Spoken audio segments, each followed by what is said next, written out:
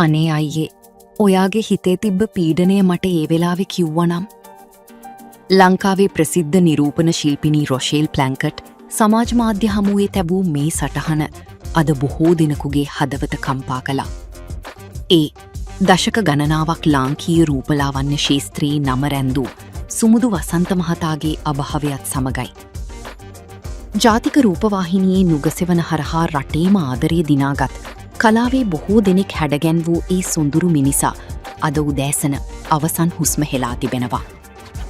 ඔහු මෙලෙස සමුගන්නේ අප අතරින් පසුගියදා සමුගත් නිලි රැජින මාලිනී ෆොන්සේකා මහත්මියගේ අවසන් කටයුතු සඳහා ඇයව හැඩගැන්වීමේ ගෞරවනීය කාර්යද අවසන් කිරීමෙන් පසුවයි. මියයාමට පෙරදිනයේදී සුමුදු වසන්ත මහතා රොෂේල් හට දුරකථන ඇමතුමක් ලබා දී තිබෙනවා. රොෂේල් පවසන පරිදි එම ඇමතුමේදී ඔහු කිසිදු වෙනසක් පෙන්වා නැහැ. ඉතාම සතුටින් කතා කළ ඔහු හිතේ තිබූ පීඩනය ගැන කිසිදු ඉඟියක් ලබා දී නැති බවයි වාර්තා වෙන්නේ. නමුත් අද අසන්නට ලැබෙන්නේ ඔහු සියදිවි නසාගෙන ඇති බවයි. හිනාව පිටුපස සැඟවුණු ඒ වේදනාව කාටවත් පිණුනේ නැහැ.